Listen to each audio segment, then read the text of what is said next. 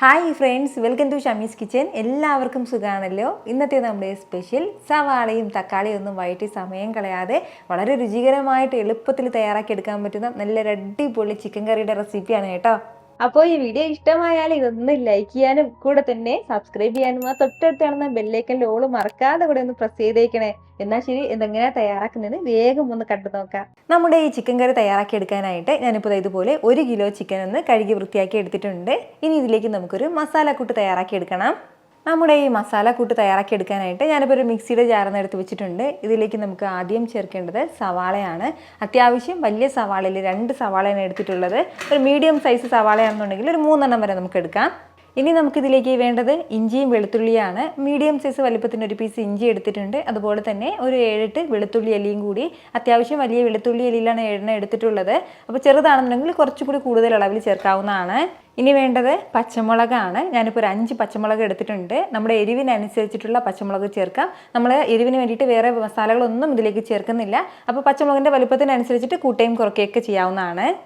കൂടെ ഒരല്പം മല്ലിയിലയും കൂടി ചേർക്കാവുന്നതാണ്. ഒരു കൈപ്പിടി അളവിലാണ് കേട്ടോ ഞാനിപ്പോൾ മല്ലിയില എടുത്തിട്ടുള്ളത്. പുതിനയിലയും കൂടി ചേർക്കണം എന്നുള്ളവർക്ക് കുറഞ്ഞ അളവിൽ പുതിനയില ചേർക്കാം. കൂടെ പിന്നെ വേണ്ടത് തൈരാണ്. ഒരു 1/4 കപ്പ് അളവിലാണ് കേട്ടോ ഞാനിപ്പോൾ തൈര് എടുത്തിട്ടുള്ളത്. നല്ല കട്ടിയായിട്ടുള്ള തൈരായതിൻ്റെ പേരിലാണ് 1/4 കപ്പ് എടുത്തിട്ടുള്ളത്. ഇച്ചിരി ലൂസായിട്ടുള്ള തൈരാണെന്നുണ്ടെങ്കിൽ 1/2 കപ്പ് അളവിൽ വരെ നമുക്ക് എടുക്കാവുന്നതാണ്.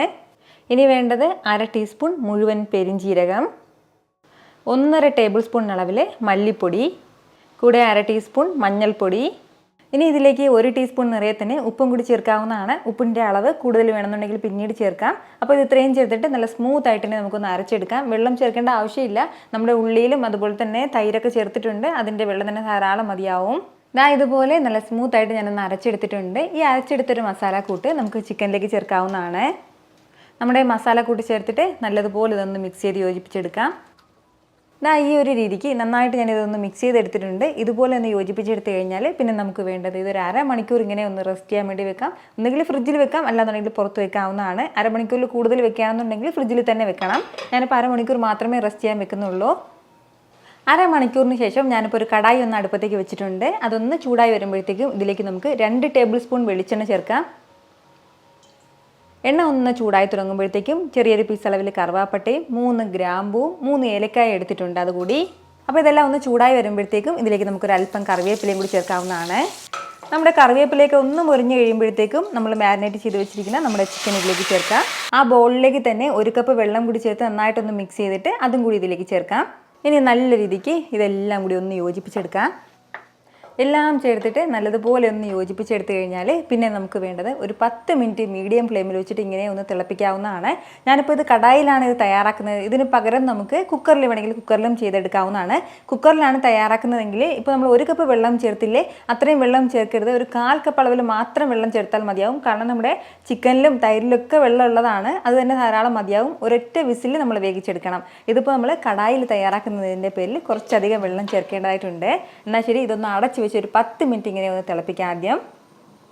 ഇതിപ്പോൾ ഇങ്ങനെ ഒന്ന് തിളയ്ക്കാൻ തുടങ്ങിയിട്ട് ഏകദേശം ഒരു 10 മിനിറ്റോളം ആയിട്ടുണ്ട്. ഇതിനിടയ്ക്ക് ഒരു തവണ ഞാനിതൊന്ന് ഇളക്കി കൊടുത്തിട്ടുണ്ടായിരുന്നു കേട്ടോ. അടുക്കി പിടിക്കാതിരിക്കാൻ വേണ്ടി ഒരു തവണ ഒന്ന് ഇളക്കി കൊടുക്കണം. 1-2 തവണ ഇളക്കി കൊടുക്കാം.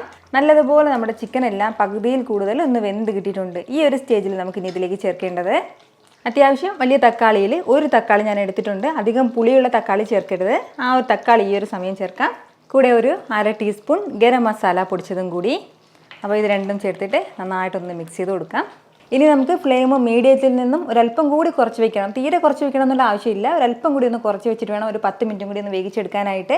ചിക്കൻ വേകാനായിട്ട് ഒരു 15 മുതൽ 20 മിനിറ്റ് വരെ നമുക്ക് വേണം. അപ്പോൾ ഞാനിപ്പോൾ 20 മിനിറ്റാണ് ഇത് വേവിച്ചെടുക്കുന്നത്.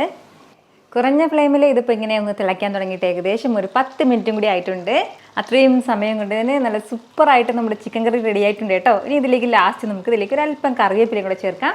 ഇടയ്ക്ക് 1-2 തവണ ഞാനിതൊന്ന് ഇളക്കി കൊടുത്തിട്ടുണ്ടായിരുന്നു. വളരെ രുചികരമായിട്ടുള്ള ചിക്കൻ കറിയാണ് കേട്ടോ. നമ്മൾ അധികം മസാലകളൊന്നും ഇതിലേക്ക് ചേർത്തിട്ടില്ല. ഒരു സ്പെഷ്യൽ ടേസ്റ്റിലാണ് നമ്മുടെ ഈ ചിക്കൻ കറി കിട്ടുന്നത്. എന്തിൻ്റെ കൂടെ നല്ല ബെസ്റ്റ് കോമ്പിനേഷനാണ്. ഉറപ്പായിട്ടും അടുത്ത പ്രാവശ്യം ചിക്കൻ നിങ്ങൾ വാങ്ങുമ്പോൾ ഇതുപോലെ ഒന്ന് തയ്യാറാക്കി നോക്കണം കേട്ടോ. എന്നിട്ട് നിങ്ങളുടെ ഫീഡ്ബാക്ക് എനിക്കൊന്ന് മറക്കാതെ അറിയിക്കുകയും വേണം. കാരണം നിങ്ങളുടെ ഫീഡ്ബാക്ക് കാണുമ്പോഴായിരിക്കും അത് മറ്റുള്ളവർക്കും തയ്യാറാക്കി നോക്കണം എന്നുള്ളൊരു പ്രചോദനം ഉണ്ടാകുന്നത്. ഇത്ര എളുപ്പത്തിലും രുചികരമായിട്ടാണല്ലേ നമ്മൾ തയ്യാറാക്കി എടുത്തിട്ടുള്ളത്. അപ്പോൾ ഇത് ഇഷ്ടമായാൽ ഇതൊന്ന് ലൈക്ക് ചെയ്യാനും കൂടെ തന്നെ നിങ്ങളുടെ ഫ്രണ്ട്സിനും ഫാമിലിക്കും എല്ലാവർക്കും ഇതൊന്ന് ഷെയർ കൂടി ചെയ്ത് കൊടുത്തേക്കണം. ഇതുപോലുള്ള റെസിപ്പിക്ക് വേണ്ടിയിട്ട് നമ്മുടെ ഷമീസ് കിച്ചൻ ചാനൽ ഫോളോ ചെയ്യാനും സബ്സ്ക്രൈബ് ചെയ്യാനൊന്നും ആരും മറക്കരുത്. വീണ്ടും നല്ലൊരു ഉഷാറ് വീഡിയോ ആയിട്ട് നാളെ കാണാം. അതുവരേക്ക് എല്ലാവരും ഹാപ്പി ആയിട്ടിരിക്കുക, സന്തോഷമായിട്ടിരിക്കുക, എല്ലാവരും സേഫ് ആയിട്ടിരിക്കണം. Take care friends. ടാറ്റാ.